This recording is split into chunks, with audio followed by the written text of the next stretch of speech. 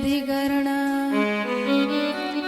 ते जीवंदो श्री चरण श्री गुरूंचे ते नमस्कारो नियत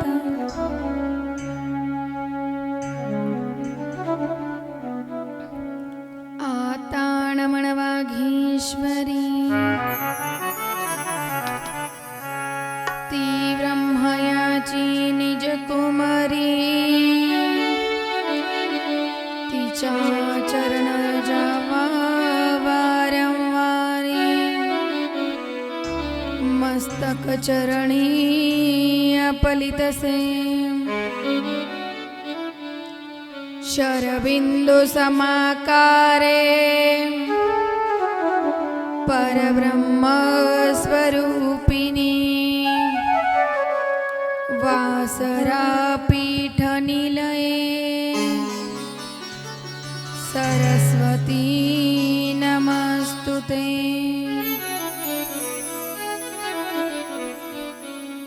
नागेंद्र हाराय त्रिलोचनाय भस्मांगरागाय महेश्वराय नित्याय शुद्धाय दिगंबराय तस्मै नकाराय नमः शिवाय सर्वमंगलमांगल्ये शिवे सर्वार्थसाधिके शरण्ये त्र्यंबके गौरी नारायणे नमोस्तुते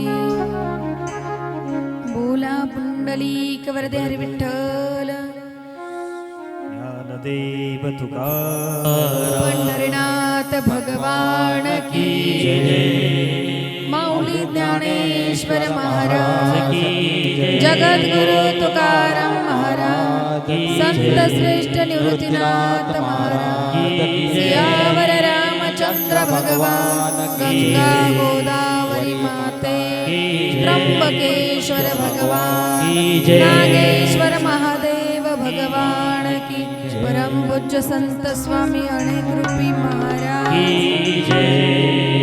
नमः पार्वती पते हर हर महादेव बोलो रे भाई सब संतन की जय। हरि ओम।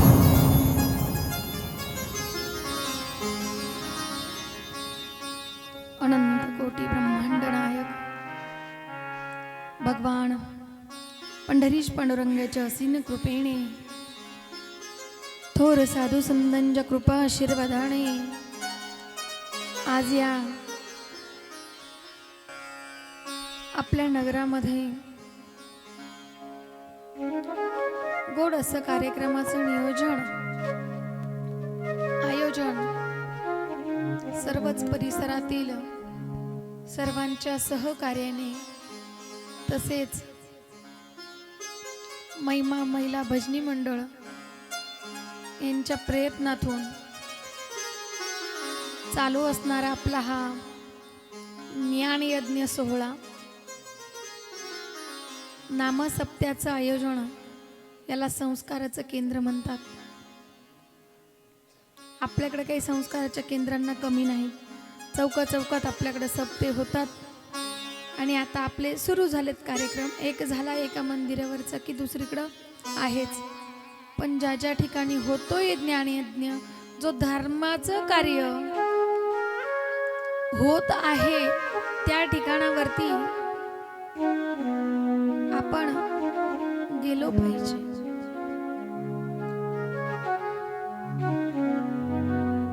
आपल्या लोकार्पणच्या दिवशी सीमाताई बोलून गेल्या की साठे महाराजांनी सांगितलं की हा सभा मंडप नसून हा धर्म मंडप आहे आणि आपण सुद्धा ज्या मंडपामध्ये बसला आहात हा धर्म मंडप आहे. ह्या धर्म मंडपामध्ये येण्याकरता भाग्य असावं लागतं. त्या भाग्याने भगवंताच्या कृपेने आपण या ठिकाणी आलात आणि ही कथा जी सकल संत चरित्र कथा आपण श्रवण करणार आहोत. संतांची कथा का श्रवण करायची? जीवनामध्ये संसार म्हणजे काय आहे, आपल्या संसारात किती दुःख आहेत आणि आपण त्या दुःखाने किती दुःखी होतो. संसार दुःख मूळ सौखणे हिंगळ विश्रांती नाही कोठे रात्रंदिवस तळमळे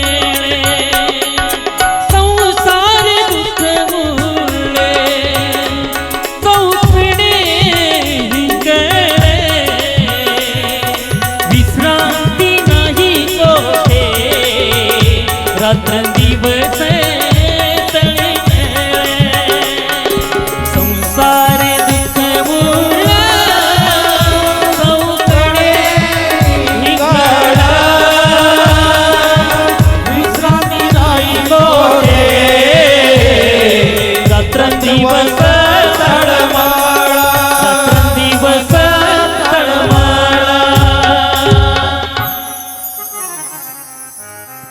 संसार हा दुःखमूळ आहेत आणि दुःख बांधवडी आहे आणि ह्या संसारामध्ये फार यातना आपल्याला भोगाव्या लागतात. मग आता या सांसारिक यातनांना आपण वैतागतो, कंटाळतो आणि आपण दुःखी आहोत का? नाही. कष्ट आपण नाही. अहो संत महात्म्यांनी किती चटके, त्यांना किती चटके लागलेत. त्यांनी संसार केला पण संसारात राहून संसार अंगाला लागू दिला नाही. माझ्या संत महात्म्यांनी ते चरित्र आपण श्रवण करायचं आहे. तर प्रथम आज आपण श्री संत भगवंताचे जे लाडके असणारे संत आहेत, ज्यांना कळस्थानी म्हणतात, भगवंताच्या समीप म्हणजे जवळ लावणारे संत, संत नामदेवराय नामदेव महाराज यांचं चरित्र बघणार आहोत. आता नामदेवरायांचं चरित्र किंवा नामदेव महाराजांचं चरित्र एका दिवसामध्ये आपण सांगणं शक्य आहे का? नाही. आपली जीवन कथा जर सुरू केली तर ती कोणाला जर आपण सांगत असू तरी सुद्धा आपलं तेवढ्या काळामध्ये बोलणं होत नाहीत. आपण संसारिक आहोत.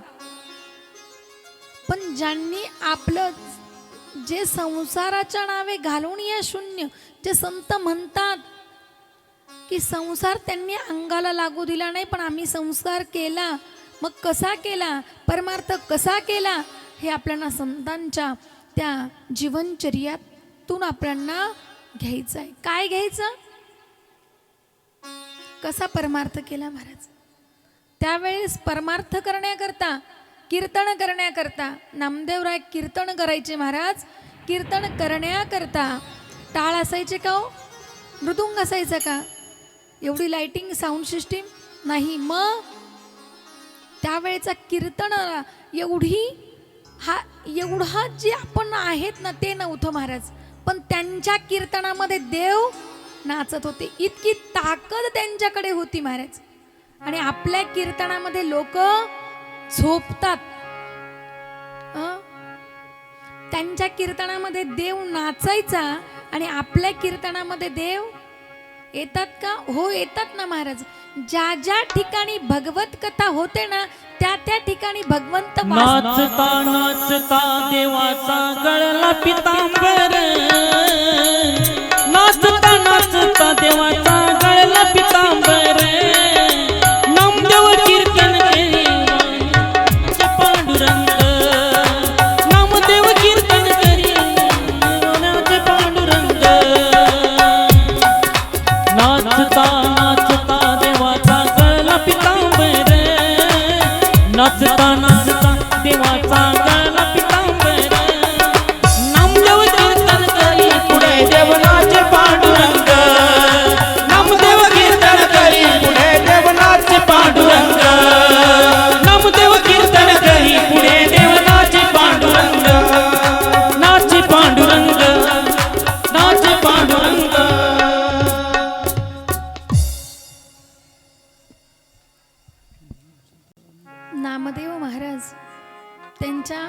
कीर्तनात देव नाचायचे आणि आपल्या कीर्तनात लोक झोपतात, हाय का नाही? मग काय फरक आहे? ते संत आहेत महाराज. संत जागे ठेवतात, संत जागवतात, त्यांना संत म्हणतात. नामदेव महाराज म्हणजे नाम आहेत. आता हे नामदेव महाराज मराठवाड्यातील परभणी जिल्ह्यातील नरसी गावच्या जवळ ब्राह्मणी गाव, नरसी ब्राह्मणी असं त्यांचं गाव, आणि त्या ठिकाणचे हे नामदेव महाराज. पण त्यांचे जे वडील होते दामू शेट्टी, हे दामू शेट्टी आपल्या व्यापारासाठी पंढरपूर या ठिकाणी आला. जसं आपण उद्योगधंद्यासाठी सिटीमध्ये या ठिकाणी आलेत, त्याचप्रमाणे ते दामू शेट्टी पंढरपूरला वास्तव्य करत असताना, आणि गोनेई माता त्यांची आई आहे महाराज. हे दोघ जण भगवंताचे, विठ्ठलाचे भक्त आहेत महाराज. विटेवरच्या मालकाची सेवा करावी, त्याचं नामचिंतन करावं. आणि नामदेव महाराजांचा एक नियम होता, दामू शेट्टी नित्य नेमाने त्यांना नैवेद्य दाखवायचे. काय करायचे? नित्य नेमाने नैवेद्य दाखवायचे देवाला. आपण दाखवतो का नैवेद्य? आपण देवाला नैवेद्य दाखवतो का? सर्वजण कधीतरी नाही दाखवत, पण कधीतरी सणावाराला आपण दाखवतो. पण माझं असं म्हणणं आहे की नित्य नेमाने आपण जी भाजी पोळी काही पण करू, तो देवाला नैवेद्य दाखवा. कधी करा, हा ठीक आहे, जेव्हा होईल तेव्हा करा. जेव्हा आपण बनवाल तेव्हा जेही काही करू ते कोणाला? देवाला दाखवायचं. म्हणजे तो काय होतो? प्रसाद होतो. भगवंताचं जी दिव्य दृष्टी आहे ती त्या अन्नावर ते पडते आणि ते अन्न आपण खातो. म्हणजे तो काय होतो? प्रसाद होतो. तो प्रसाद आपण खातो. आता नित्य नेमाने हे दामू शेट्टी पांडुरंगाला म्हणजे विटेवरच्या मालकाला नैवेद्य घेऊन जायचे महाराज. नित्य नियम चालू होता. गोनेनी म्हणजे दामू शेट्टींच्या पत्नीने भगवान परमात्म्याला नवस केला महाराज. देवाला नवस केला. देवाला सांगितलं, देवा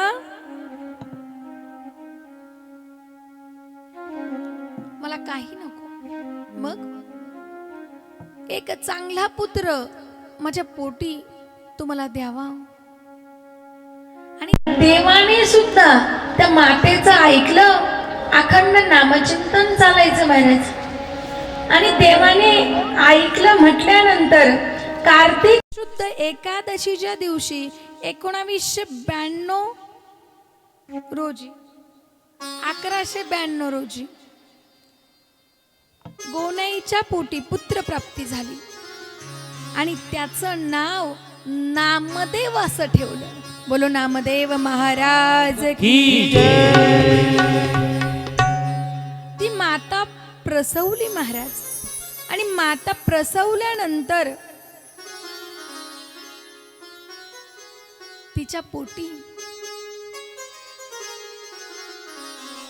भगवंताच्या अवताराच्या प्रत्येक अवतारामध्ये बरोबर असणारे नामदेव महाराज, जे राम अवतारात होते, जे कृष्ण अवतारात होते, जे भगवंताच्या प्रत्येक अवतारामध्ये बरोबर असणारे नामदेव महाराज याही अवतारामध्ये परत आले. कशा करता?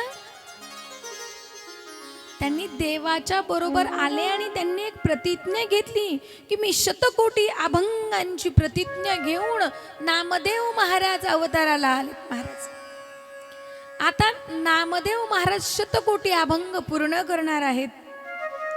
याकरता नामदेव महाराज अवताराला आलेत. नामदेव महाराजांना धन्यता दिलीत महाराज. एवढे जे त्यांच्या पोटी जे आलेत ते काय एक रत्न आहेत महाराज. आणि हे रत्न अवताराला आलं आणि येऊन काय करणार?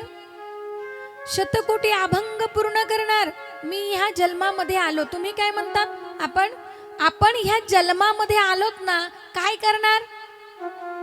एक बंगला, एक गाडी. आपण काय मागतो देवाकडे? देवा माझं एक घर व्हावं, देवा मला फिरायला एक गाडी असावी, माझं कुटुंब सुखी असावं.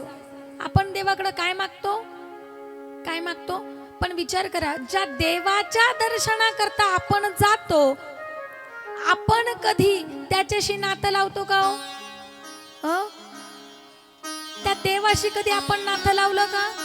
नाही. पण माझ्या नामदेव रायांनी ते देवाशी नातं लावलं. नामदेव रायांचा अखंड त्या भगवंता बरोबर नामचिंतन चालायचं महाराज. इतकं नामचिंतन चालायचं. आणि आता शतकोटी अभंग पूर्ण करायची त्यांनी प्रतिज्ञा केली. आणि आता ते नामदेवराय मोठे व्हायला लागले महाराज. मोठे होत असताना मुलाला जसं शाळेत टाकतो त्याचप्रमाणे नामदेव महाराजांना सुद्धा शाळेमध्ये पाठवण्यात आलं. शाळेत नाव घातलं. नामदेव महाराजांचं ज्या वेळेला शाळेत नाव घातलं त्यावेळेला नामदेव महाराज शाळेचा अभ्यास करायच्या ऐवजी विठ्ठल विठ्ठल विठ्ठल विठ्ठल माझा माझा माझा माझा माझा विठ्ठल माझा मी विठ्ठलाचा. जय हो. विठ्ठल माझा माझा माझा माझा माझा विठ्ठल माझा मी विठ्ठलाचा. टाळी वाजवा, भजन करता टाळी वाजवा.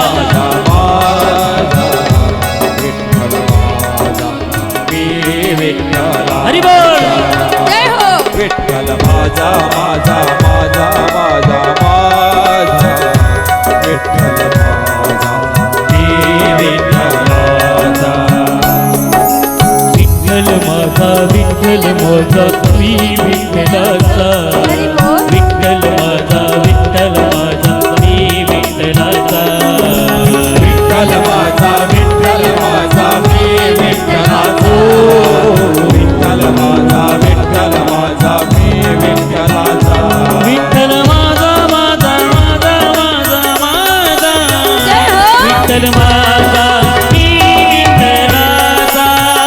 विठ्ठल माझा माझा माझा माझा माझा विठ्ठल माझा मी विठ्ठलाचा.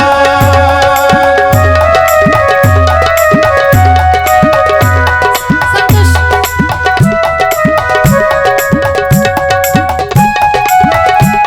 चटई आतून घेते एक चटई.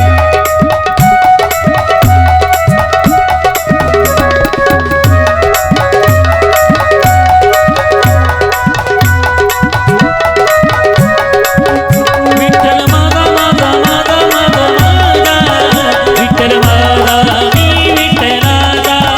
विठ्ठल माझा माझा माझा माझा माझा विठ्ठल माझा मी विठ्ठलाचा. माझा माझा माझा माझा माझा विठ्ठल माझा मी विठ्ठलाचा. विठ्ठल माझा माझा माझा माझा माझा विठ्ठल माझा मी विठ्ठलाचा. विठ्ठल माझा माझा माझा माझा माझा विठ्ठल माझा मी विठ्ठलाचा. विठ्ठल माझा माझा माझा माझा माझा विठ्ठल माझा मी विठ्ठलाचा. विठ्ठल माझा मी विठ्ठलाचा. विठ्ठल माझा मी विठ्ठलाचा.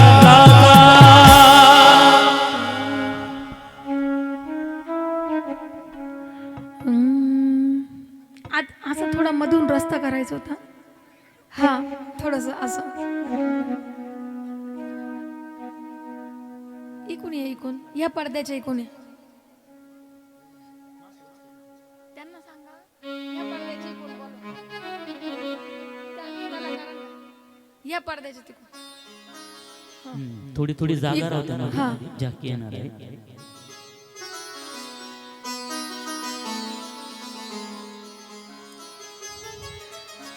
हा इकडे बघा. काय सांगत होते मी? कीर्तन. विठोबा येणारे साक्षात. आज आपल्या नगरीमध्ये साक्षात देव अवतरणार आहेत आणि देव अवतरणार आहेत म्हटल्यानंतर आपण किती उत्साहित पाहिजे बघा. दामू शेट्टींच्या घरी आता नामदेव महाराज वाढायला लागले महाराज. आणि नामदेव महाराज वाढताय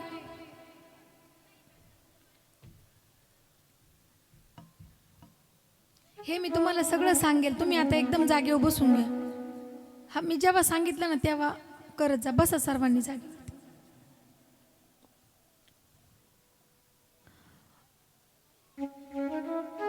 आता लहानचे मोठे होत असताना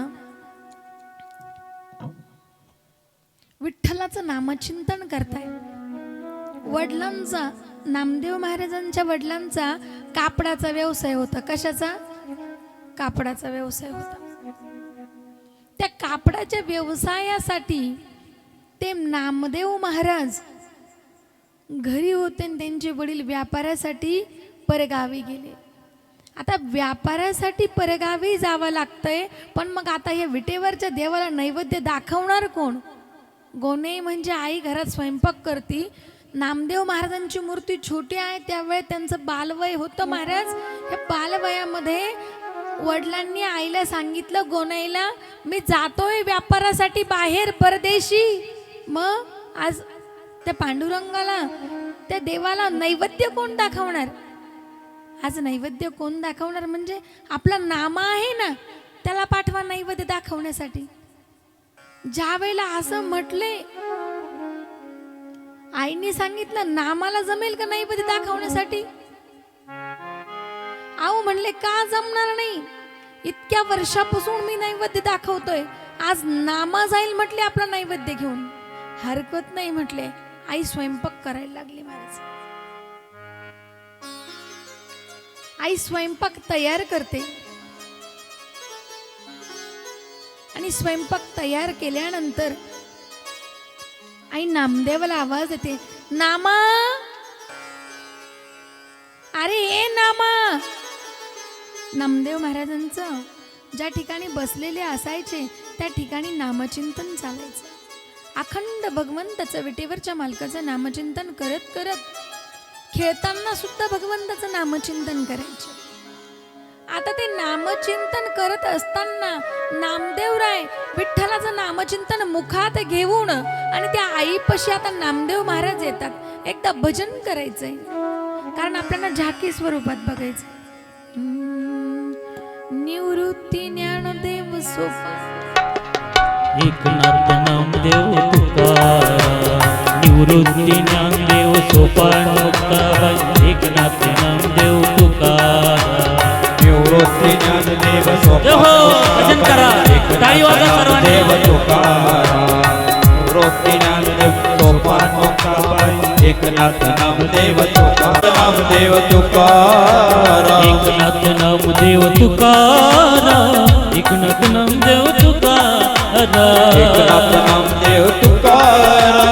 एकनाथ नामदेव तुकाराम. निवृत्ती ज्ञानदेव सोपान मुक्ताबाई. एकनाथ नामदेव तुकाराम. निवृत्ती ज्ञानदेव सोपान मुक्ताबाई. एकनाथ नामदेव तुकाराम.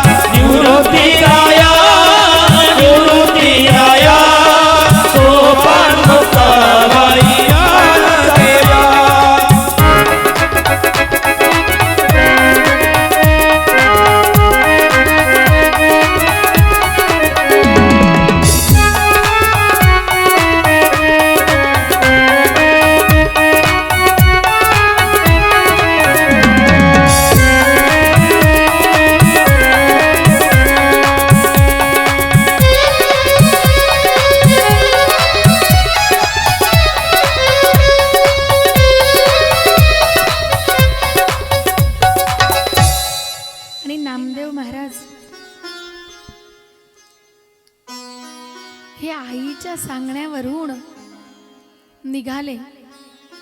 नामदेव महाराज निघाले आणि पांडुरंग परमात्म्याजवळ नैवेद्य घेऊन, आणि पांडुरंग परमात्म्याजवळ नैवेद्य घेऊन निघाले. देवापर्यंत पोहोचतात नामदेव महाराज. नामदेव महाराज पाहू नका कडे, नामदेव महाराज काय हसना.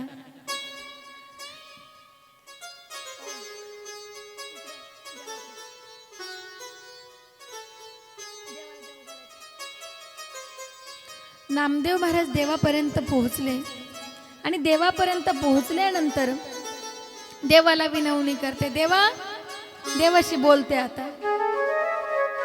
देवा, आज माझे वडील ना गावाला गेले म्हणले, आणि नैवेद्य दाखवण्याकरता कोणी नव्हतं ना, म्हणून मला पाठवलं.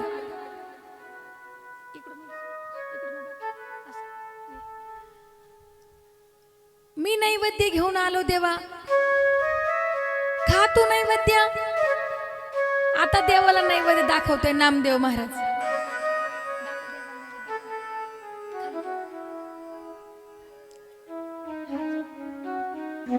देवाला विनवणी करायला लागले बघा नामदेव महाराज. देवाला विनवणी करते. देवा, अहो मला माहिती नाही देवा नैवेद्य कसा दाखवावा लागतो. देवा, तुम्ही नैवेद्य कसा खातात. आज मी पहिल्यांदाच आलो नैवेद्य दाखवण्याकरता. देवा, खा नैवेद्य. थोडा वेळ बघताय, विनवणी करताय. देवाची विनवणी सुरू आहे.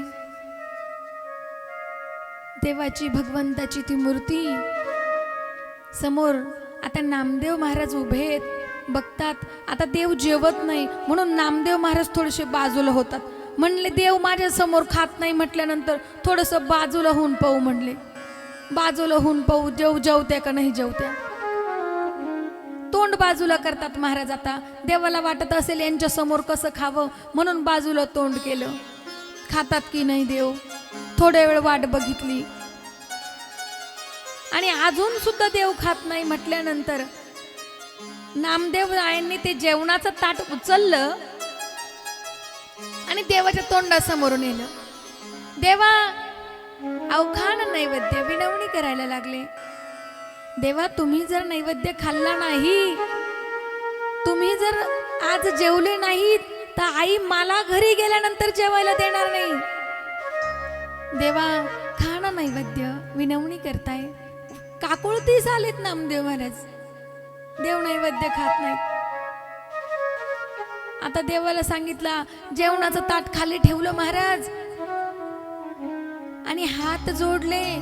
देवाला सांगितलं, देवा, तू जर नैवेद्य खाल्ला नाही ना, तर तुझे चरण आणि माझं मस्तक याच ठिकाणी प्राणत्याग करीन. देवा, खा नैवेद्य. तरी सुद्धा वाट बघताय महाराज. देव नैवेद्य खात नाही हो. नामदेव महाराज म्हटले, देवा, माझ्याकडून काही चुकलं का. देवा, मला कसं खाऊ घालायचं मला माहिती नाही ना. मी माझ्या भावाप्रमाणे खाऊ घालतो. जसं माझ्या अंतकरणामध्ये जो भाव आहे ना, त्या भावाप्रमाणे मी तुम्हाला खाऊ घालतोय. देवा, खा नैवेद्य. तरी सुद्धा देव नैवेद्य खाईना महाराज. आता नामदेवरायांना राग आले. नामदेवराय खाली बसले महाराज आणि आपलं डोकं घेतलं. देवाच्या मस्तकावरती डोकं आपटणार तितक्यामध्ये देवानी नामदेवरायांचे हात धरले महाराज. आणि देव मटा नैवेद्य खायला लागला. देव नैवेद्य खातो म्हटल्यानंतर नामदेवरायांच्या चरणातून नयनामधून धारा लागल्या महाराज. आनंद अश्रू निर्माण झाले. देव खात नव्हता हो, आता देव खायला लागला. महाराज, भगवंताची पाषाणाची मूर्ती जेवायला लागली महाराज. नैवेद्य हातीचा मूर्ती देवी. ओ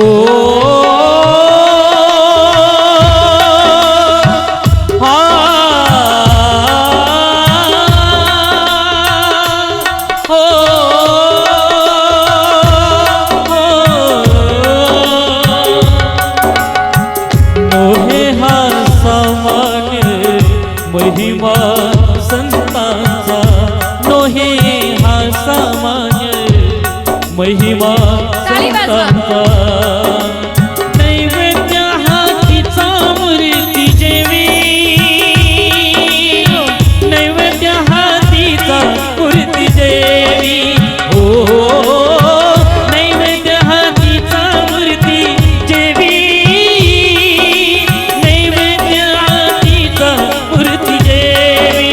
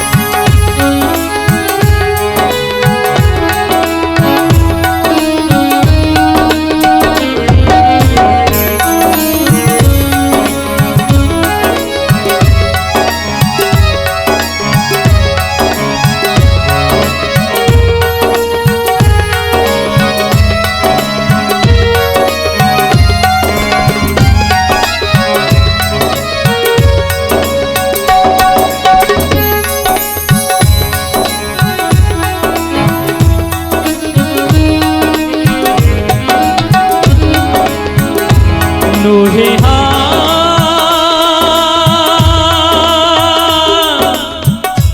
विठ्ठला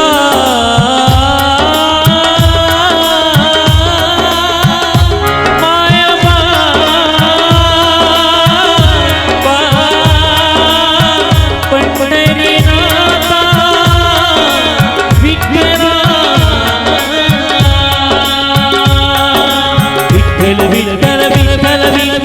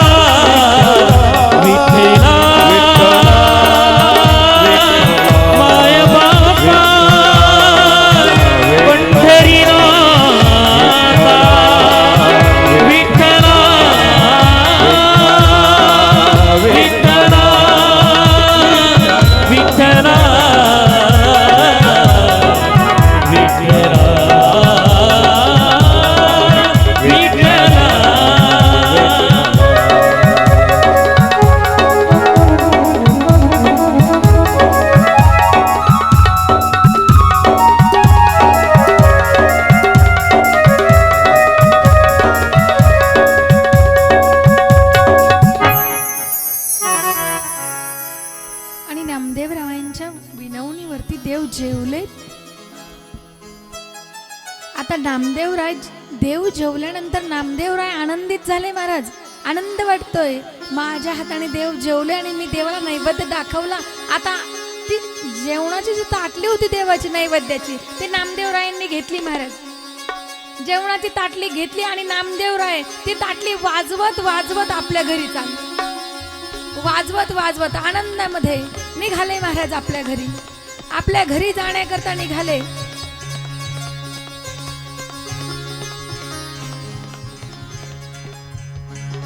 आणि जाण्याकरता निघाल्यानंतर आता नामदेवरायांची आई ती गोनेई माता त्या ठिकाणावरती ते जाऊन बसले.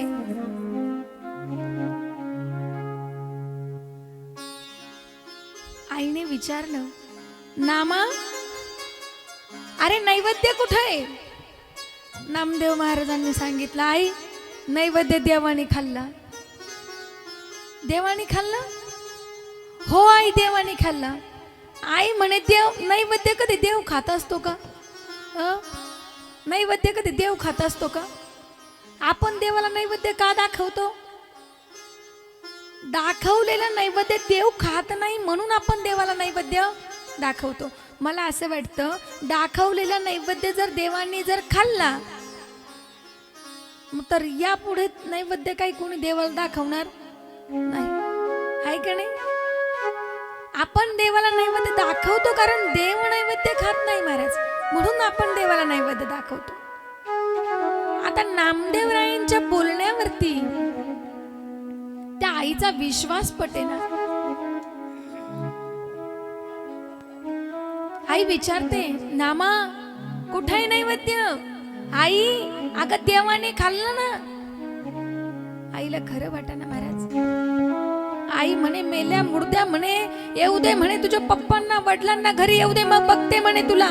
अरे तुला जर खायचं होतं तर मला सांगितलं असतं, मी दिलं असतं. म्हणले तुला देवाला दिलेला नैवेद्य तू खाऊन टाकला. नामदेवरायांनी सांगितलं, अगं मी नाही खाल्लं, नैवेद्य देवानीच खाल्ला. दामू शेट्टी व्यापारावरून घरी आले आणि आल्यानंतर गोनेनी घडलेला वृत्तांत सांगितला.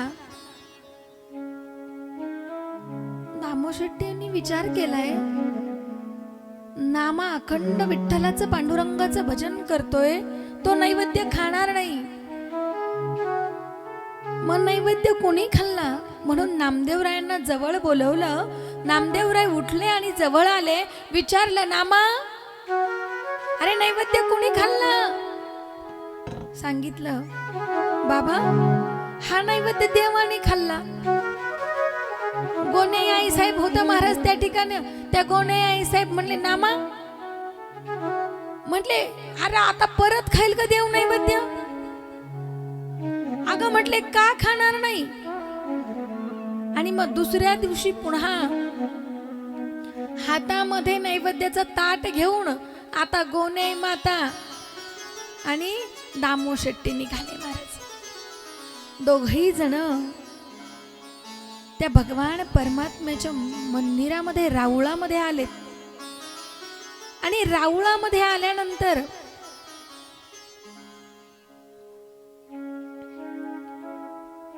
देवाला नामदेवराय सांगतात, देवा नैवेद्य खा. नैवेद्याचं ताट खाल्लं, देवासमोर ठेवलं. भगवंतासमोर नैवेद्याचं ताट ठेवल्यानंतर देव नैवेद्य खात नाही. देवाला विनवणी केली, देवा अरे तू जर नैवेद्य खाल्ला नाही तर कालचा नैवेद्य मी खाल्ला असं होईल. देवा तुला नैवेद्य खावा लागेल. आता देव नामदेवरायांसमोर बोलायला लागला महाराज. कोण? इकडे लक्ष द्या. कोण? देव. देव नामदेवरायांबरोबर बोलायला लागले. देवाने सांगितलं, अरे मी जर असा नैवेद्य खात राहिलो, आता मी काल खाल्ला पण आता आज अरे आज दामू शेट्टी गोने आहे, देवा तुला त्यांच्या समोर नैवेद्य खावा लागेल. नामदेवरायांचा अधिकार मोठा होता महाराज. नामदेवरायांनी सांगितलं, देवा तू जर आज नैवेद्य खाल्ला नाही, मग देवाला सांगितलं, म्हणले देवा करू का कालच्या सारखं? तुझी पायरी माझं मस्तक इथंच प्राणत्याग करील. देवाने ते नैवेद्याचं ताट घेतलं महाराज, मटा मटा देव नैवेद्य खायला लागला. दामू शेट्टींच्या डोळ्याला अश्रूच्या धारा लागल्या महाराज. गोनेला आनंद वाटतोय, माझ्या नामाच्या हाताने देव जेवतो. आनंद अश्रू दामू शेट्टींच्या डोळ्यामध्ये आहेत. इतक्या वर्ष मी भगवान परमात्म्याला उपाशी ठेवलं आणि माझ्या मुलाने नामाने पुत्राने देवाला जेव घातलं महाराज. अंतकरणामध्ये ते खंत करत होते की इतक्या दिवस देव उपाशी ठेवलेत, देवाला मी खाऊ घालू शकलो नाही. त्यामुळे इतका आकांत करायला लागले, रडायला लागले महाराज. नामदेवरायांच्या हातून एकदा नाही दोनदा देव जेवलेत महाराज. इतका अधिकार संत संपन्न म्हणजे नामदेव महाराज. बोलो नामदेव महाराज की जय.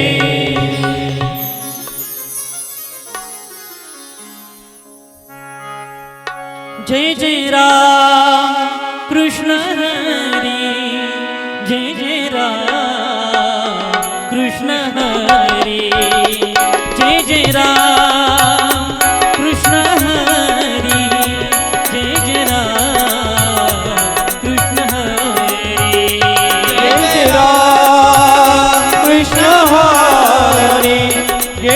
राम कृष्ण हरी जय जय राम कृष्ण हरी जय जय राम कृष्ण हरी जय जय राम कृष्ण हरी जय जय राम कृष्ण हरी जय जय राम कृष्ण हरी जय जय राम कृष्ण हरी विठ्ठला ओ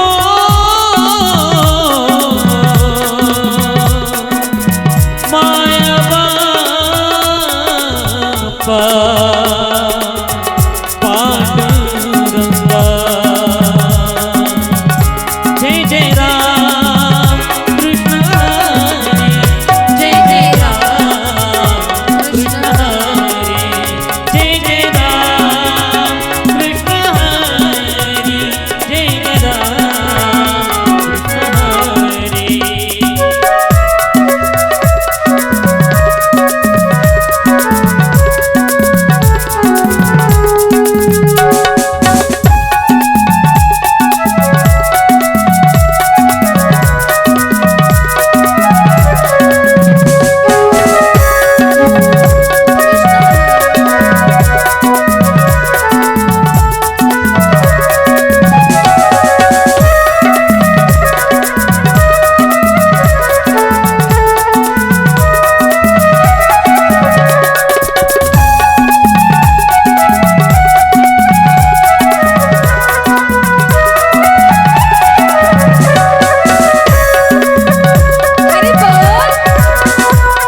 हो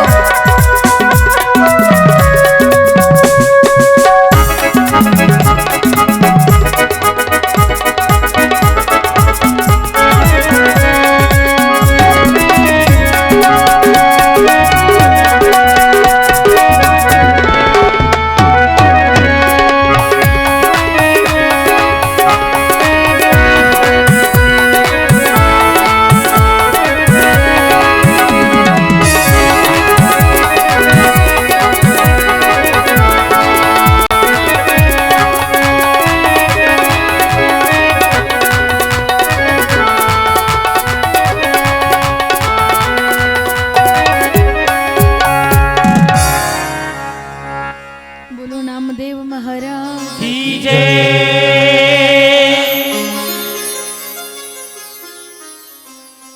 असे अनेक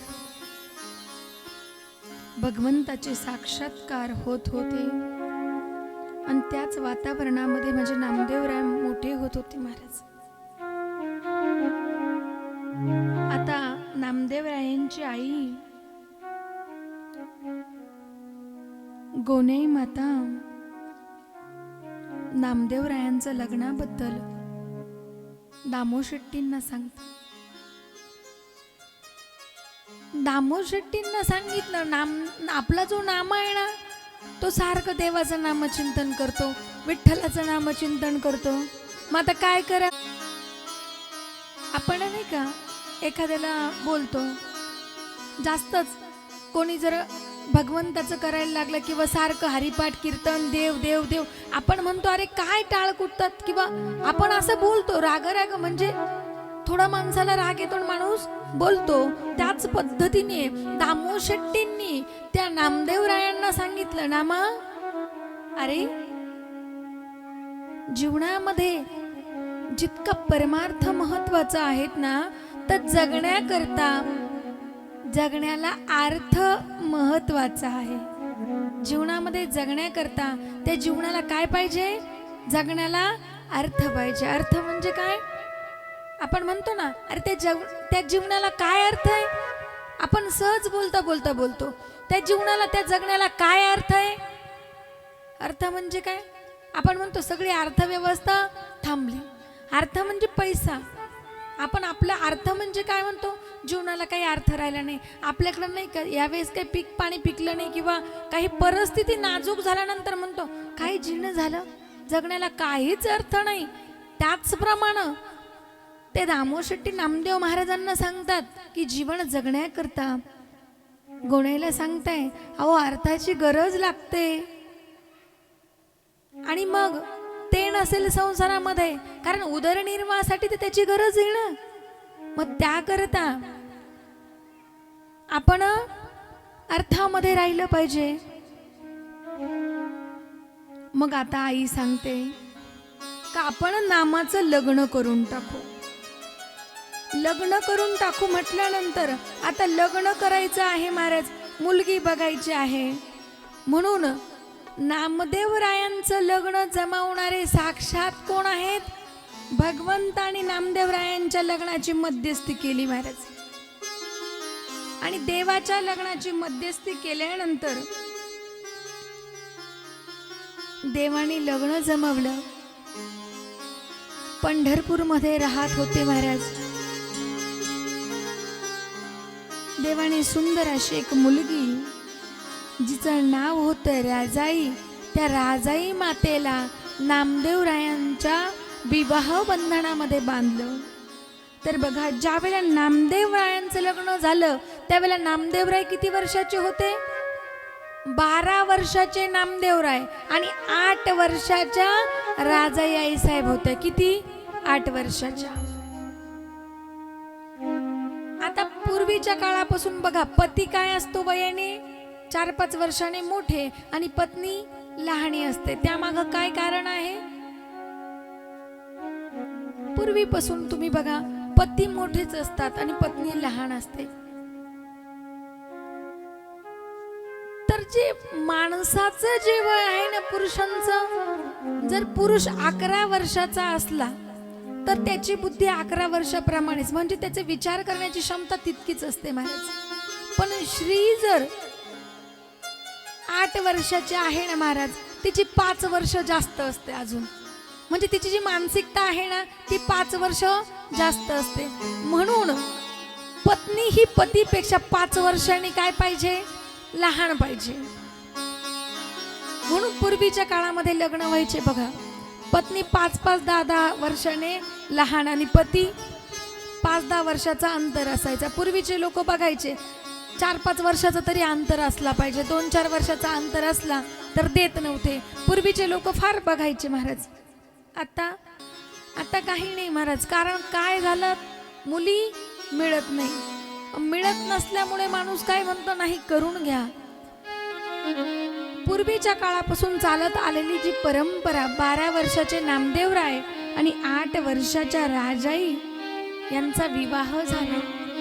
आणि विवाह होऊन पंढरपुरामध्ये राजाई आईसाहेब नांदण्या करता आल्या, नांदू लागल्या महाराज. आता नामदेवराय 12 वर्षाचे नामदेवराय 12 वर्षाच्या मुलाचं लग्न केलं आणि आता जबाबदारी त्यांच्या अंगावरती सोडायची. आता जो व्यापाराचा, कपड्याचा व्यापार होता, तो दामो शेट्टींनी एक दिवशी कपड्याचं गथुडं बांधून दिलं महाराज. आणि ते कपड्याचं गथुडं बांधून दिलं आणि सांगितलं, आता या पुढचे बाजार सर्व कोणी करायचे? नामा तू करायचे. नामदेव महाराजांनी ते कापड्याचं गाथोडं घेतलं आणि ते कापड्याचं गाथोडं घेऊन त्या बाजाराचे जे गाव होतं ना त्या दिशेने निघाले महाराज. बाजारात जाऊन बसले, ते गाथोडं सोडलं महाराज. गाथोडं ज्या वेळेला सोडलं ना महाराज, गाठोडं सोडल्यानंतर प्रत्येक जण यायचं आणि विचारायचं, कस काय कापड? विठ्ठल. अहो कितीला द्यायचं? विठ्ठल. अहो किंमत तरी सांगा? विठ्ठल. ते निघून जायचं महाराज. दुसरं यायचं, दुसरं विचारायचं, अहो कापड कितीला आहे? विठ्ठल. अहो किंमत काय? विठ्ठल. अहो विकायचंय का नाही? विठ्ठल. ते निघून गेलं महाराज. तिसरं आलं, विचारलं, अहो हे कापड कितीला? कापडाची किंमत काय? विठ्ठल. अहो द्यायचे कितीला? द्यायची किंमत काय? विठ्ठल. नामदेव महाराज ते विठ्ठलाच्या भजनामध्ये इतके दंग झाले महाराज. सकाळपासून गेलं, पहिला कस्टमर आलं, दुसरं आलं, तिसरं आलं, आता 4थं गिराईक आलं. ते विचारतं महाराज, अहो कापड द्यायचं का? विठ्ठल.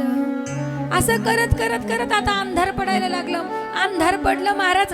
बाजार आता संपायला लागला बरं का. बाजार आता संपतोय. बघितलं, सगळेजण बघताय का आता सर्वांचं विकून झालं होतं. नामदेवरायांचं गथुडं जसं ना तसंच होतं. नामदेवरायांना चिंता वाटायला लागली. महाराज संध्याकाळ झाली, अंधार पडायला लागलं. ते गाथोडं बांधलं महाराज. 5 वाजले ना, लवकर अंधार पडतो. गाथोडं बांधलं, डोक्यावरती घेतलं आणि निघाले पंढरपूरच्या दिशेने. मनामध्ये विचार करते, जर आपण असंच गाथोडं घेऊन जर घरी गेलो तर घरचे म्हणशील यांनी काहीच व्यापार केला नाही. मग कसं करायचं? जाता जाता महाराज चंद्रभागा लागली. चंद्रभागेच्या किनाऱ्यावरून चालले होते महाराज. त्या चंद्रभागेच्या वाळवंटातून जात असताना त्या चंद्रभागेच्या वाळवंटामध्ये असे मोठे मोठे दगड, आता नदीच्या किनाऱ्यावर दगड असतात महाराज, असे मोठे मोठे दगड पडलेले होते महाराज. नामदेवरायाने ते गथोडं ठेवलं. म्हणले काय ह्या दगडांचा मालक आहे बाबा, काय निर्दयी आहे ह्या दगडांचा मालक. इतकी थंडी पडली, कडाक्याची थंडी. आता वातावरण कसं फार थंडीचं आहे. इतक्या थंडीच्या वातावरणामध्ये म्हटले यांना उघडं सोडलंय, यांना कपडे नाही, किती थंडी वाजत असेल यांना. कोण म्हणतंय? नामदेवराय. नामदेवराय सांगतात की इतक्या थंडीमध्ये ह्या दगडांना किती थंडी वाजत असेल. आता दगडांना कुठं थंडी वाजते का? दगडांना थंडीच वाजत नाही ना महाराज. थंडी कोणाला वाजते?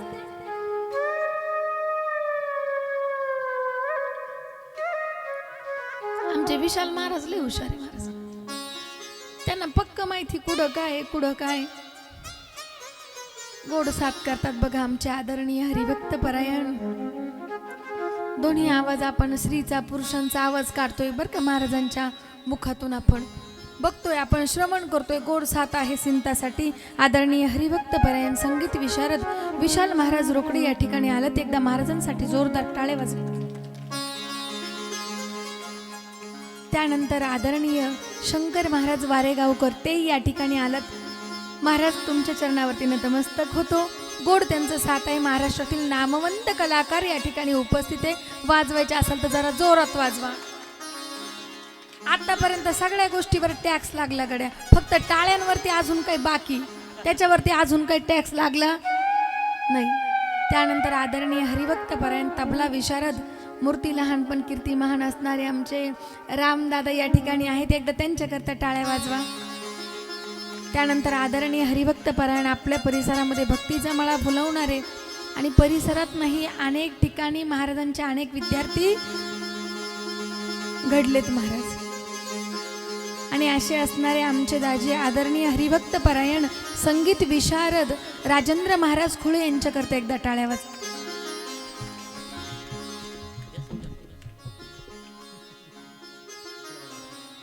आणि त्यानंतर आपला कार्यक्रम यूट्यूब चॅनलवरती प्रक्षेपण ज्यांच्या माध्यमातून आहे, आदरणीय वारकरची संगत नेहमी लाभलेले हरिभक्त परायण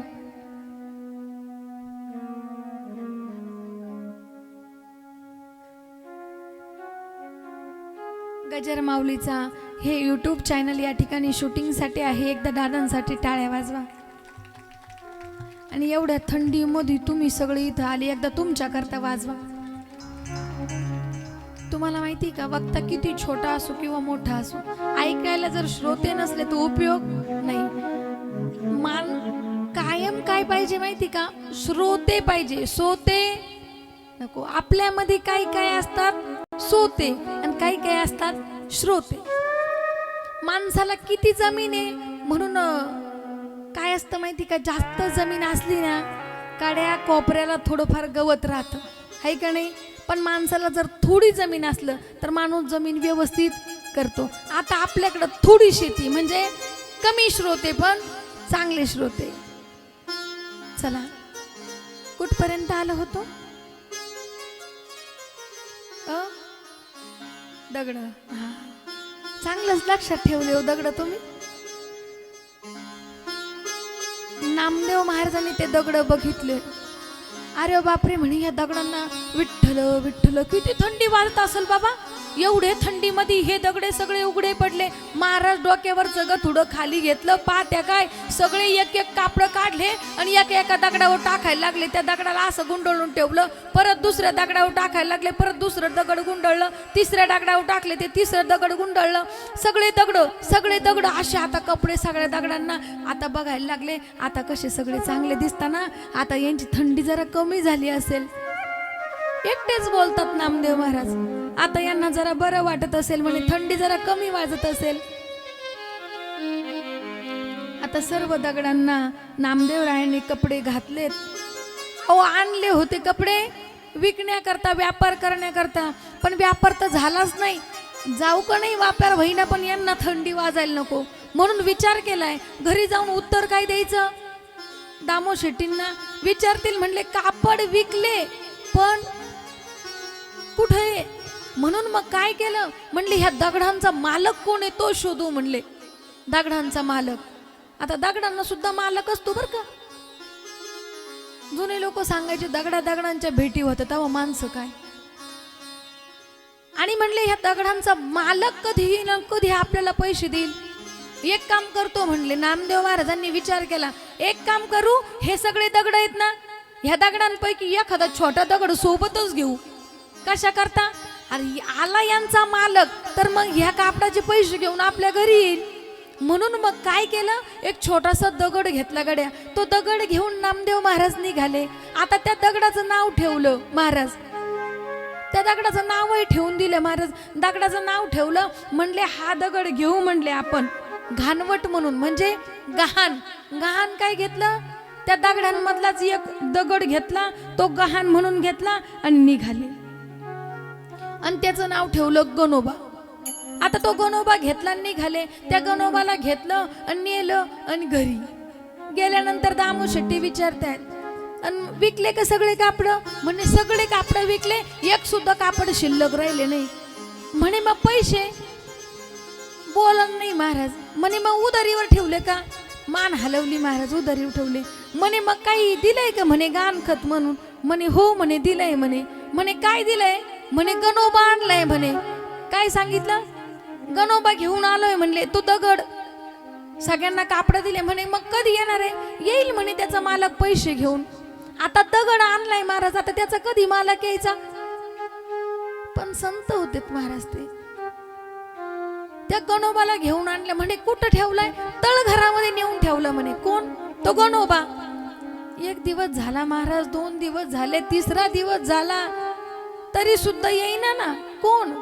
कापड दिलेत, मालक येईना. म्हणून मग नामदेवरायांना समोर घेतलं, पण नामदेवराय समोर येईना महाराज. कोणाच्या? नामदेवरायांना माहिती होतं आपण कोणाला कपडे नेसवलेत? दगडांना. ते कधी येतील त्यांचा मालक? म्हणून मग गोण्याला दामो शेट्टी म्हणायला लागले, याला व्यापाराला पाठवलंय, प्रपंच पाठीमागं आहे, पत्नी आहे, अजून सुद्धा याला प्रपंचाची जबाबदारी कळा ना महाराज. याच्याकडे कापड दिलेत विकायला, नेमकी यांनी काय गणखत आणलं म्हणले अजून कळाना. पण काय असतं माहिती का, वडील बोलायला लागल्यानंतर आई काय करते, थोडं वडिलांना थांबवते. करील ना तो. त्याचं काय लई वय झालं का? आत्ताशी 12 वर्षाचा आहे म्हणले. आईने सांगितलं. कोण? नामदेवराय. किती? आत्ताशी 12 वर्षाचे म्हणेल. अजून लागेल त्याला सवय, अजून तो नवीन आहे. तुम्ही एक काम करा, 2-3 बाजाराला नामदेवरायांना सोबत घेऊन जा, सोबत बाजार करा, म्हणजे त्यांना व्यवहाराचं ते ओळख होईल. व्यवहाराची ओळख होण्याकरता नामदेवरायांच्या बरोबर दामो शेट्टींना जायला सांगितलं. मग नामदेवरायांना बोलवलं. नामदेवराय आले. म्हणे अरे नामा, अरे किती दिवस झाले रे? ते गाणवट ठेवलंय म्हणले. कोण ठेवलंय? म्हणे गणोबा ठेवलाय. अरे मग त्या गणोबाला सोडवायला आलं नाही का रे कोणी? गणोबाला सोडवायला आलं नाही कोणी? नामदेवराय सांगतात, म्हणे येईल ना. अरे नामा कधी येईल? कुठं ठेवलाय तो गणोबा? त्यांना वाटलं आणला असेल कोणीतरी, असेल गणोबा, एखादा लेकरू बिकरू कोणीतरी आणला असेल म्हणून. कुठं ठेवले? म्हणे तळघरात.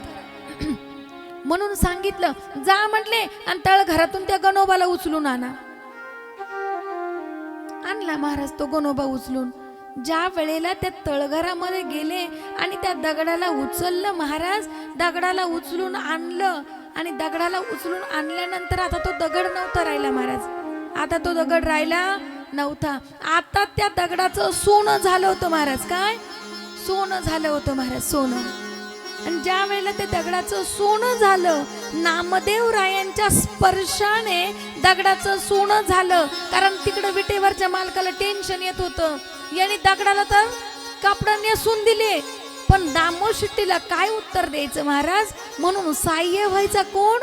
विटेवरचा मालक भगवान परमात्मा साह्य करायचा, कारण अंतःकरणामध्ये त्या भगवंताबद्दल भाव होता महाराज. थोरे प्रेमाचा भुकेला थोरी प्रेमाचा भुकेला थोरे प्रेमाचा भुकेला थोरे प्रेमाचा भुकेला अजी दुष्काळीत याला हाजी दुष्काळीत याला तोरी प्रेमाचा भुकेला तोरी प्रेमाचा भुकेला तोरे प्रेमाचा भुकेला तोरे प्रेमाचा भुकेला.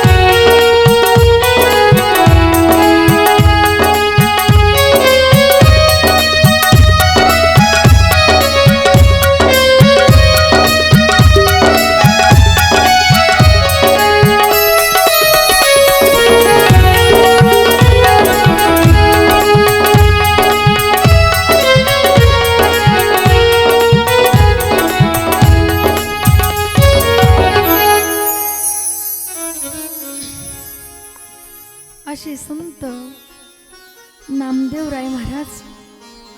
आणि आता तो सोन्याचा दगड दामोशेट्टींनी हातामध्ये घेतला महाराज.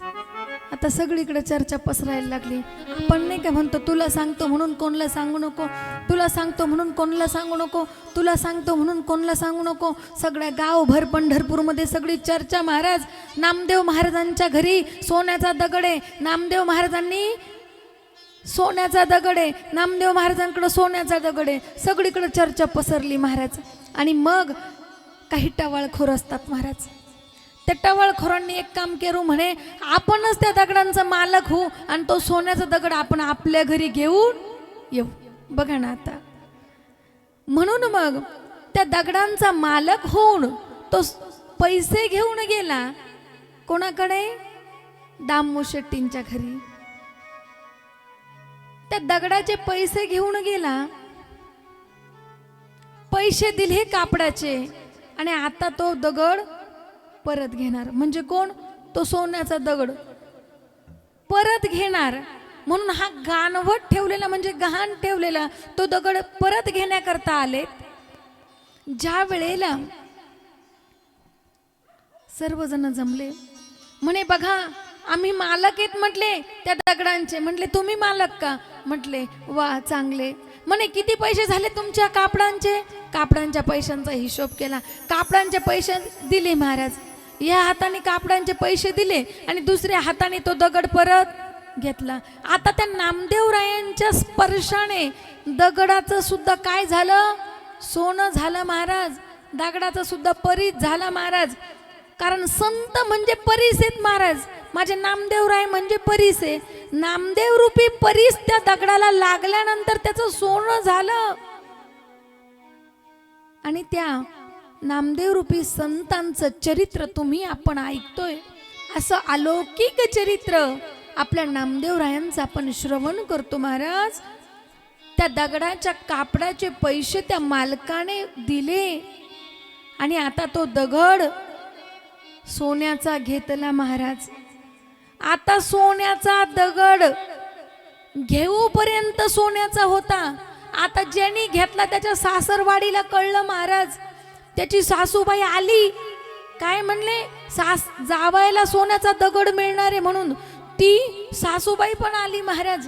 त्या सासूबाईनी बघेपर्यंत सोन्याचा होता, पत्नीच्या हातात देऊपर्यंत सोन्याचा होता, गावातल्या लोकांनी बघूपर्यंत सोन्याचा होता, सगळेजण येऊपर्यंत सोन्याचा होता, सोन्याच्या दुकानात जाऊपर्यंत सोन्याचा होता, त्यांनी वजन करोपर्यंत सोन्याचा होता, सर्वांनी बघेपर्यंत सोन्याचा होता. एकदा का त्या सोनारांनी ठेवला का त्याचा दगड झाला.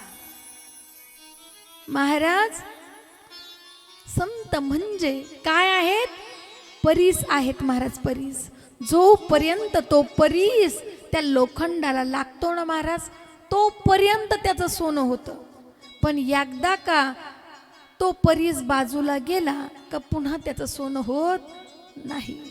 नामदेवराय महाराज म्हणजे एक संत, म्हणजे एक परीस आहेत आणि आपण म्हणजे लोखंड आहेत महाराज. संतांच्या स्पर्शाने लोखंडाचं सोनं होत होतं.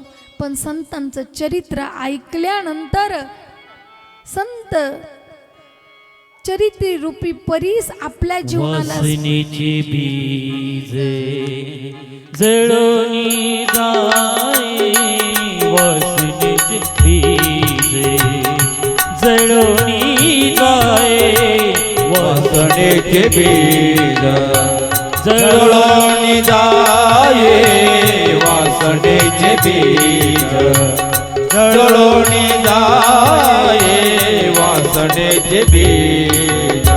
संत चरण रे जे लागता सहजे, संत चरण रे जे लागता सहजे, वासनेचे बीज जळोनी जाए, वासनेचे बीज जळोनी जाए. संत चरण रे लागता सहज, संत चरण रे लागता सहज, वासनेचे बीज जळोनी जाए, वासनेचे बीज जळोनी जाए. बोलो नामदेव महाराज की जय. संतांचं दिव्य चरित्र, अलौकिक चरित्र आपण श्रवण करत आहोत.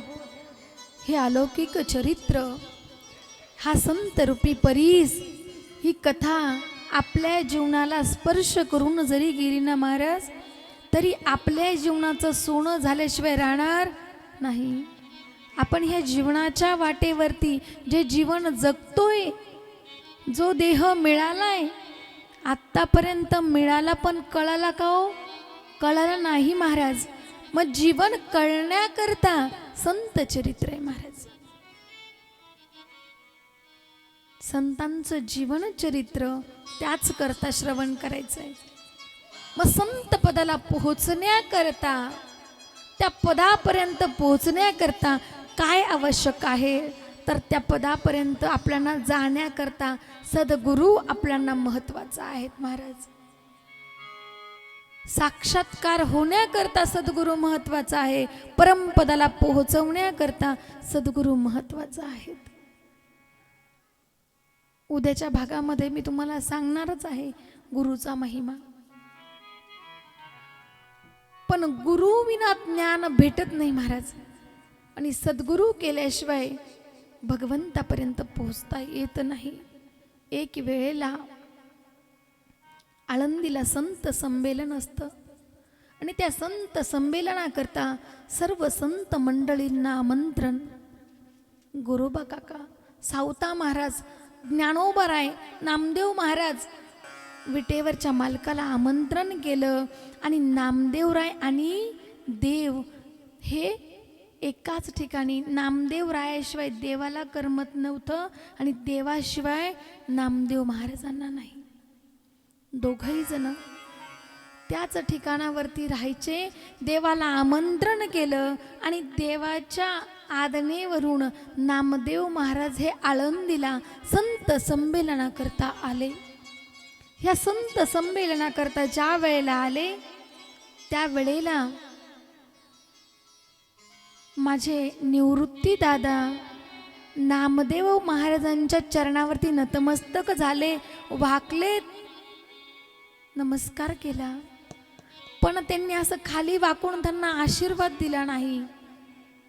चिमुरड्या मुक्ताई आईसाहेबांनी बघितलं होतं हा प्रसंग. म्हणून मग गोरोबा काका होते महाराज त्या ठिकाणी. गोरोबा काकांना सांगितलं, तुम्हाला मडके तपासायचा अंदाज आहे ना? हो म्हटले, चांगले मडके मला तपासता येते. तपासा बरं याच्यामधले कोणते मडके पक्के आणि कोणते कच्चे. म्हणून मग गोरोबा काकांनी काय करावं महाराज, त्यांनी ते मडके तपासण्याचं एक त्यांचं ते असतं महाराज. ते घेतलं महाराज थापा आणि ते घेतल्यानंतर त्यांनी प्रत्येकाच्या डोक्यावरती थाप मारायला सुरुवात केली महाराज. ज्ञानोबरायांच्या डोक्यावरती ज्या वेळेला थाप मारली आणि थाप मारल्यानंतर असा आवाज झाला महाराज. सोपान काकांच्या डोक्यावरती थाप मारली महाराज. ज्ञानोबरायांच्या डोक्यावरती थाप मारली. आता नामदेवरायांच्या डोक्यावरती ज्या वेळेला थाप मारली त्याच वेळेला नामदेवरायांनी आळंदी सोडली आणि पंढरपूर गाठलं. पंढरपूरमध्ये गेले आणि गेल्यानंतर देवाला सांगितलं, देवा अरे तुम्हाला कशा करता पाठवलं होतं त्या ठिकाणं? कशा करता म्हणजे? अरे देवा त्यांनी माझा अनादर केला. घडलेला वृत्तांत नामदेवरायांनी देवाला सांगितला आणि ज्या वेळेला घडलेला वृत्तांत ऐकला की त्यांनी माझ्या डोक्यावरती थाप मारली. देवाला कळलं की आपल्या नामाचं मडकं अजून कसं आहे, कच्च आहे महाराज.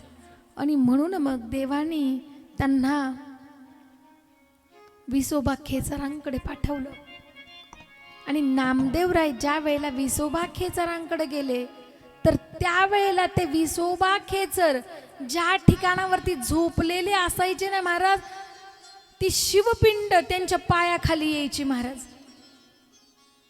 इतके शक्ती संपन्न होते महाराज. आणि नामदेवरायांनी गेल्यानंतर त्यांना पाहिलं, अरे हा व्यक्ती झोपलेला आणि त्याच्या पायाखाली शिवपिंड आहे म्हटले आणि यांच्याकडे मला पाठवलंय. आओ म्हटले, तुम्ही जागे आहात का झोपलेत? तुमच्या पायाखाली काय आहेत? त्यांनी सांगितलं, मला पाय उचलत नाही नामदेवरायांना, माझा पाय उचला आणि बाजूला ठेवा. पाय उचलला महाराज, इथं ठेवला, शिवपिंड जागेवरती तयार व्हायची, तिथून उचलला, इकडे ठेवला, शिवपिंड जागेवरती तयार झाली, तिथून उचलला, बाजूला ठेवला महाराज. अनेकदा असं झालं, शिवपिंड पायाखाली यायची आणि आता लोटांगण घेतलं ना तर मस्तक झाले. सांगितलं, माझे तुम्ही सद्गुरू व्हा आणि माझं अज्ञान दूर करा महाराज. आणि त्याच ठिकाणी अनुग्रह घेतला आणि नामदेव महाराज आता परिपक्व होत आले होते. आता निघाले महाराज. आणि निघाल्यानंतर भगवंतांनी सांगितलं, आता आपल्याला याची परीक्षा घ्यायची. विठ्ठल रुक्मिणी दोघही परीक्षा घेण्याकरता गेले. दोघांनी परीक्षा घेतली महाराज, पण आता परीक्षेमध्ये परिपूर्ण झाले होते. पण ज्या वेळेला अनुग्रह नव्हता त्यावेळेला परिपूर्ण नव्हते. पंढरपूर गाठलं महाराज आणि मग त्यानंतर पुन्हा भगवंताने एका वेशामध्ये येऊन बघा ताटातली पोळी पळवली आणि त्यानंतर ते पाठीमाग पुन्हा नामदेव महाराज त्यांच्या लागले. दृष्टांत सर्वांना ज्ञाते त्यामुळे पूर्ण काही सांगत नाही. देव पाठीमाग निघाले आणि देवाने सांगितलं, नामदेवरायांनी सांगितलं देवा थांबा म्हटले, तूप वाढायचं बाकी राहिलं. म्हणजे त्यांनी देवाला ओळखून घेतलं. भगवंतापर्यंत पोहोचवणारा आपला सद्गुरू आहेत महाराज. गुरु मेरी पूजा गुरु गोविंद, गुरु मेरे पार ब्रह्म गुरु भगवंत.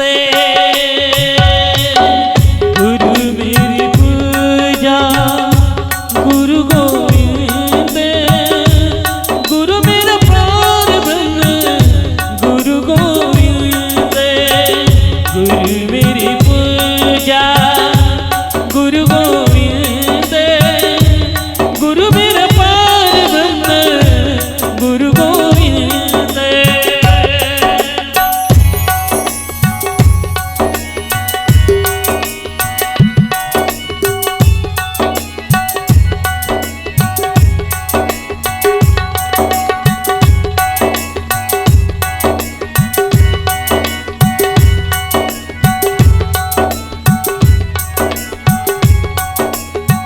गुरु मेरा देव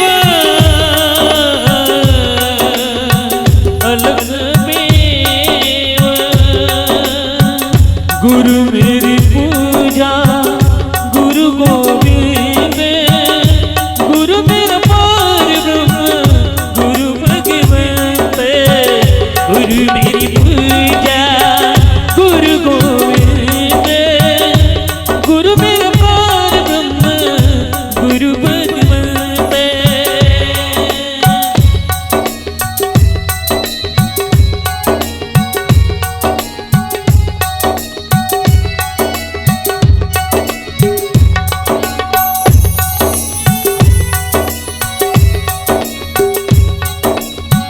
गुरु बिन कौन बतावे वाटे, बड़ा बिकटी है यम घाटे, बड़ा बिकट है यम घाटे. बड़ा बिकट है यम घाटे, बड़ा बिकट है यम घाटे, बड़ा बिकट है यम घाटे, बड़ा बिकट है यम घाटे. गुरु बिन कौन बतावे बाटे, गुरु बिन कौन बतावे बाटे, गुरु बिन कौन बतावे बाटे, गुरु बिन कौन बतावे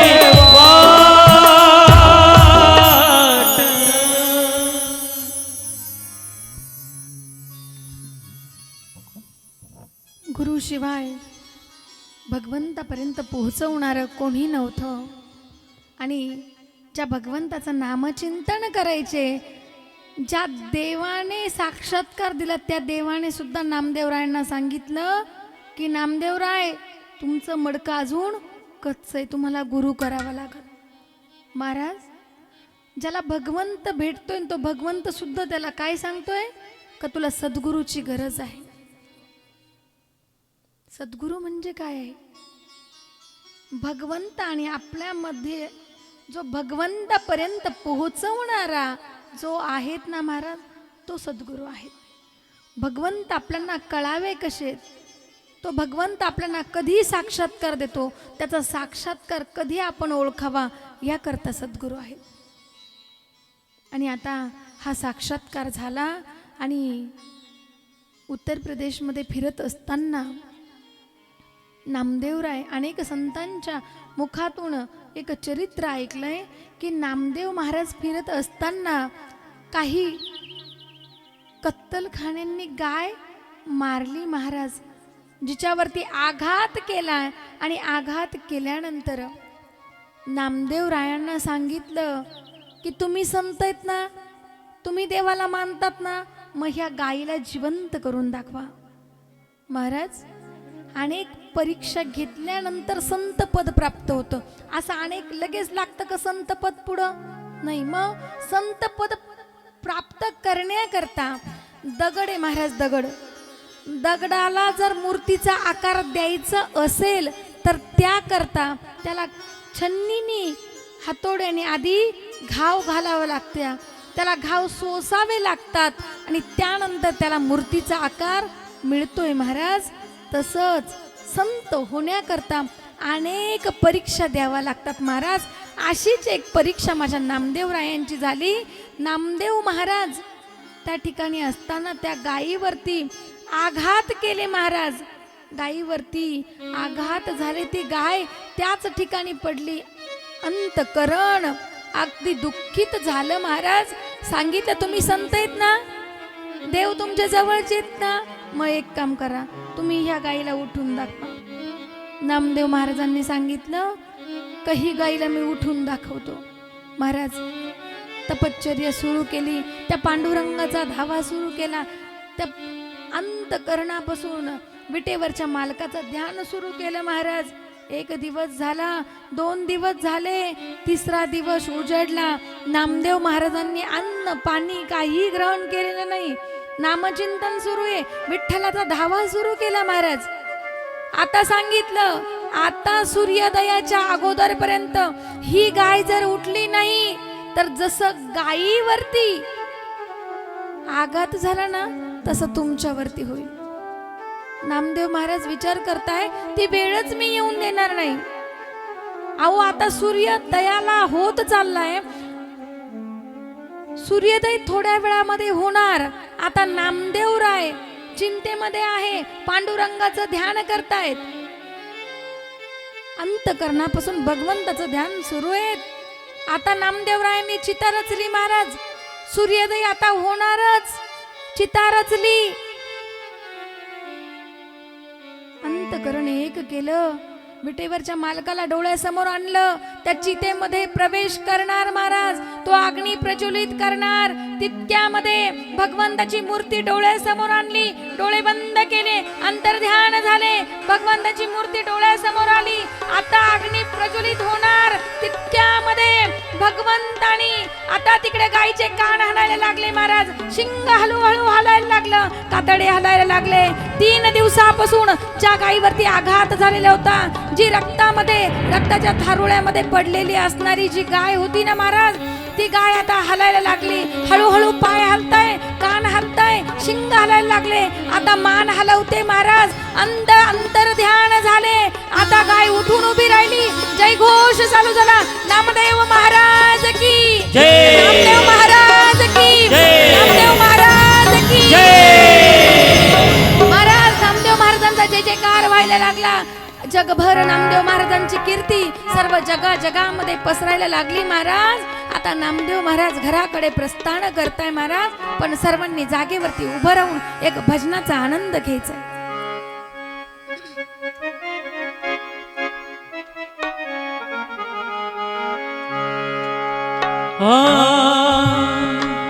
विठ्ठल रखुमाई, बोला विठ्ठल रखुमाई, विठ्ठल रखुमाई, बोला विठ्ठल रखुमाई, विठ्ठल रखुमाई, बोला विठ्ठल रखुमाई, विठ्ठल रखुमाई.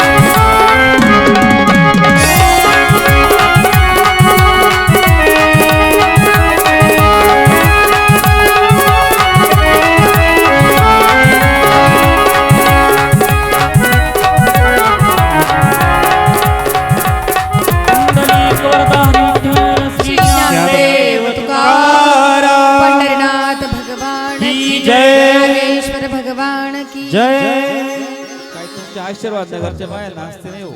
आमच्याकडे येऊन पाच शेड्यू बोला. जागेवरती बसा.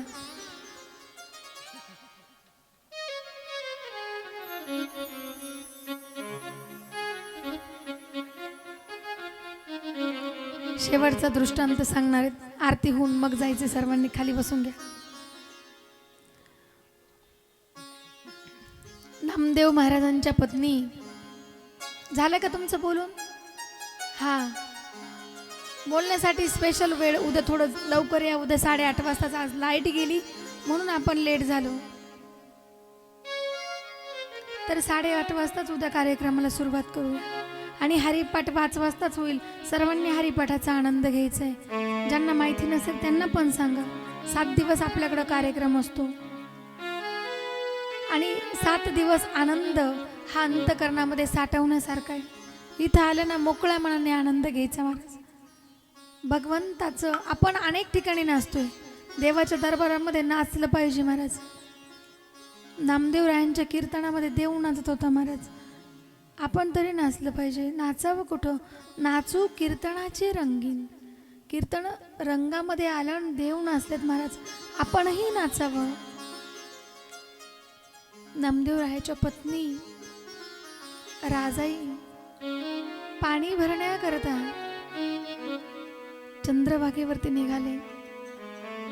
आता काय असतं माहिती का? महिला मंडळ जर पाण्याला जरी गेले, आमच्या गावाकडे वैजापूर तालुक्यात अजून पण पाणी आणावं लागतं डोक्यावरती. आता डोक्यावरती जर पाण्याचा हंडा असू की दुडीचा हंडा असू महाराज, 2 महिलांना जर बोलायचं असलं महाराज, तर त्या पाण्याचा हंडा डोक्यावरती घेऊन सुद्धा बोलणारच, तिला सांगणारच. आता ते राजाई आई साहेब डोक्यावरती पाण्याचा घागर आहेत भरलेली आणि परिसा भागवताची पत्नी त्यांना भेटली रस्त्यामध्ये. आता त्या परिसा भागवताच्या पत्नीने राजाईची मैत्रीण होती महाराज. ती कोण? परिसा भागवत होते त्यांची पत्नी. आता ते परिसा भागवत जे होते ते रुक्मिणी मातेचे उपासक होते आणि नामदेव महाराज हे देवाचे उपासक होते.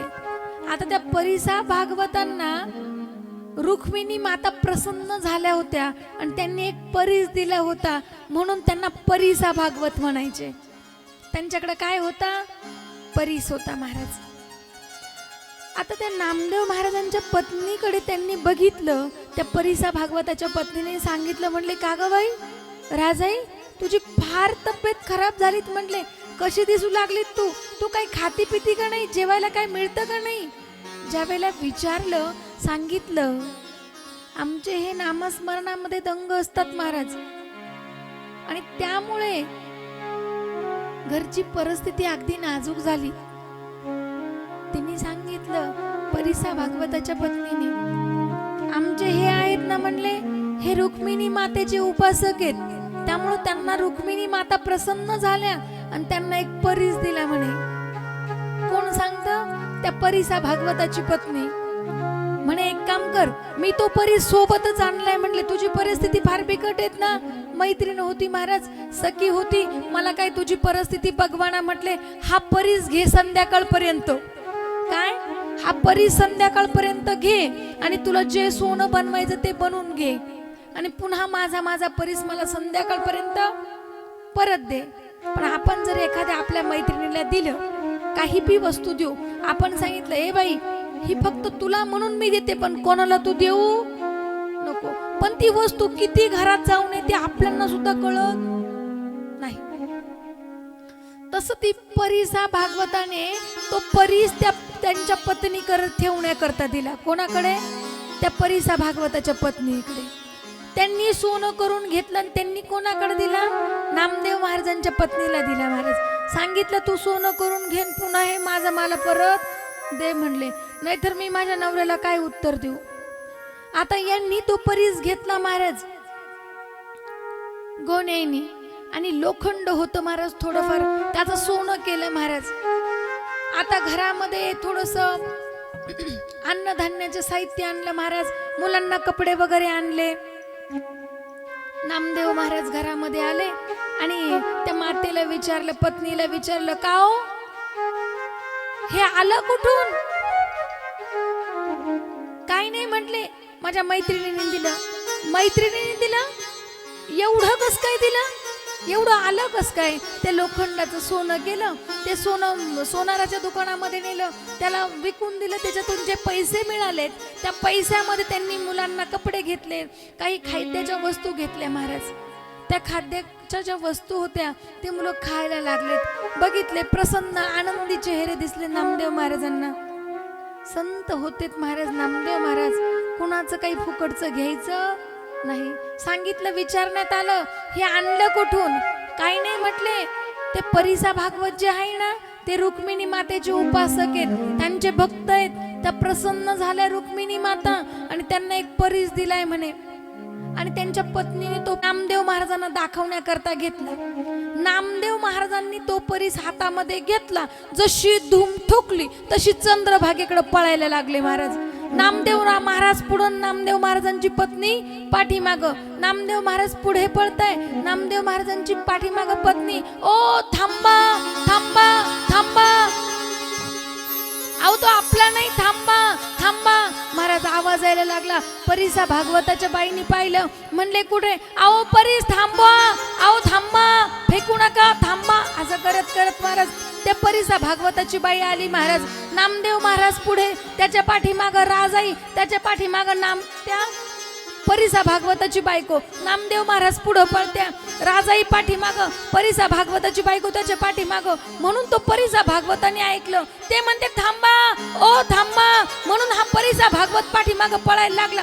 अरे थांबा म्हणले, तो आमचा परीस आहे, थांबा, पळू नका, पळू नका. नामदेव महाराज कुठं ऐकतात महाराज. चंद्रभागेच्या जवळ गेले.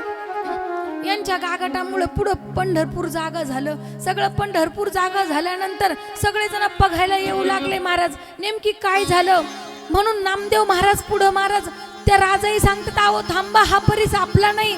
त्याच्यानंतर परिसा भागवताची पत्नी सांगते राजाईला, राजाई थांब. त्या परिसा भागवत सांगतो त्यांच्या पत्नीला, अहो थांबा. असं करता करता सगळं गाव जमा झालं. सगळं गाव बघतं महाराज. चंद्रभागेमध्ये गेले महाराज. असं करता करता पळत गेले. थांबा थांबा करता करता नामदेव महाराज एक नाही दोन नाही धूम ठोकली. तसं चंद्रभागेच्या वाळवंटात तो हातातला परीस घेतला आणि भिरकवला चंद्रभागेमध्ये. महाराज नामदेवरायांची पत्नी पाहती, जिने परीस दिला होता तिच्याकडं. ती बघायला लागली तिच्याकडं. ती बघती तिच्या नवऱ्याकडं. तो म्हणे मी हिच्याकडं ठेवायला दिला होता. म्हणून ती नवऱ्याकडं बघायला लागली, आता कसं करायचं.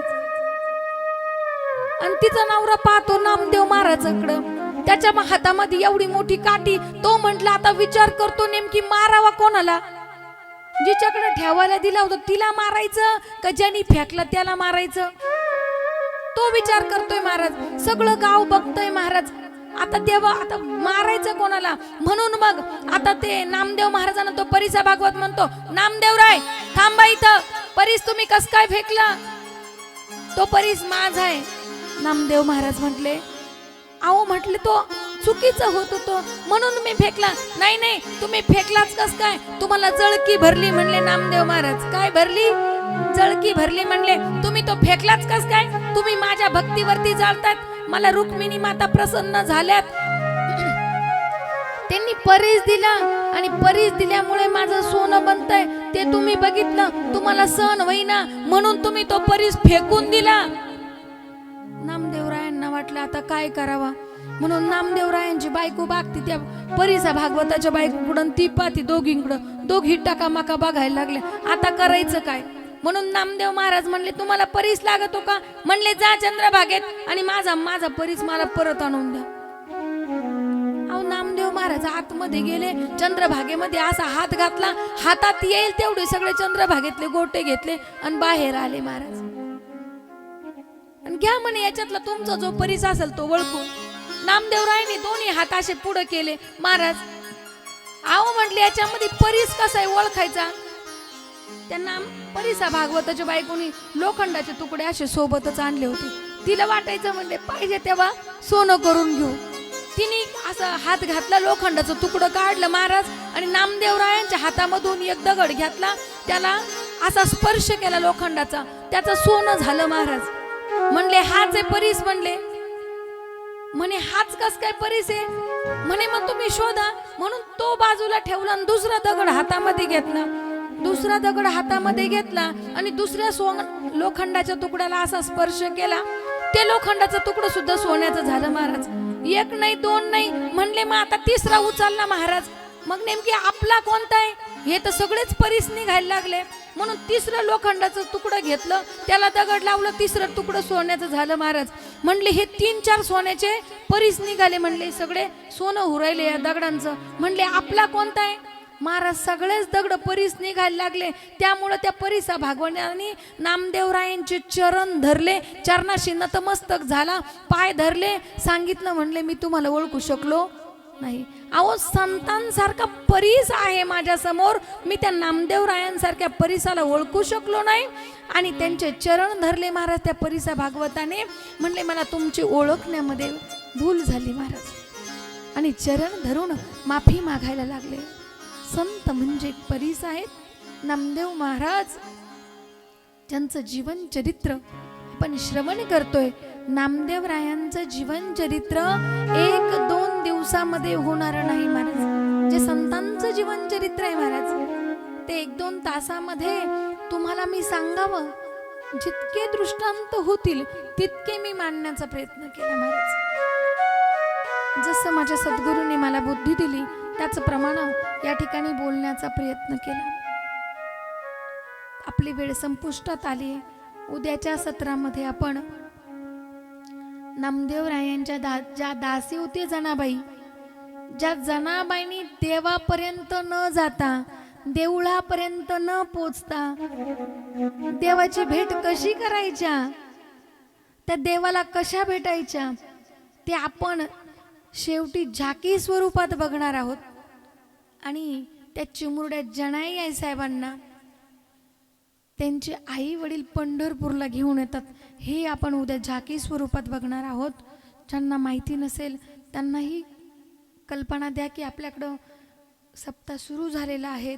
अजून आपल्या मैत्रिणींना वगैरे परिसरात सर्वांना सांगा, हा सुख सोहळा स्वर्गी नाही.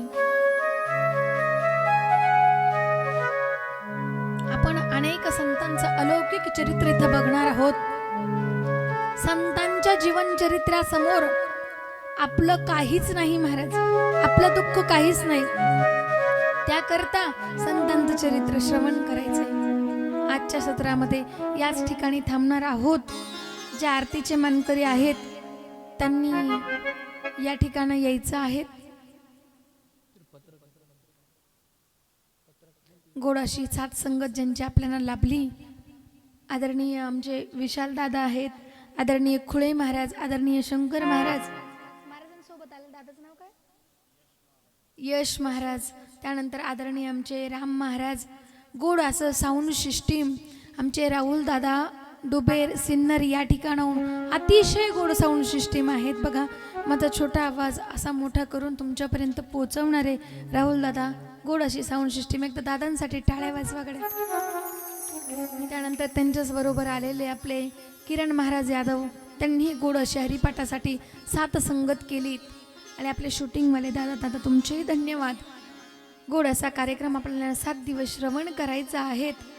आणि आजचे जे पंक्तीचे अन्नदाते होते सत्यभामा सुनील कर्डिले, सत्यभामा सुनील कर्डिले गेल्या 7 वर्षापासून लगातार त्यांच्याकडे 7ही वर्ष पंगत झालेली आहे. देखता देखता 7 वर्षापासून या ठिकाणं आपण जे रोपटं लावलेलं आहेत त्याच्या फांद्या मोठ्या होत आहेत महाराज. आणि त्याकरता हा खेळ एकाचा नाही महाराज, हा खेळ जमवलाय तुम्ही सर्वांनी, म्हणून हे कार्य पार पडते. परिसरातल्या सर्वांच्या सहकार्याने आणि सर्वांच्या मदतीने आणि महिला मंडळांच्या ह्या प्रयत्नातून हा कार्यक्रम, सर्व पुरुषांच्या सहकार्याने हा कार्यक्रम या ठिकाणी पार पडतोय. गोड असा कार्यक्रम आपण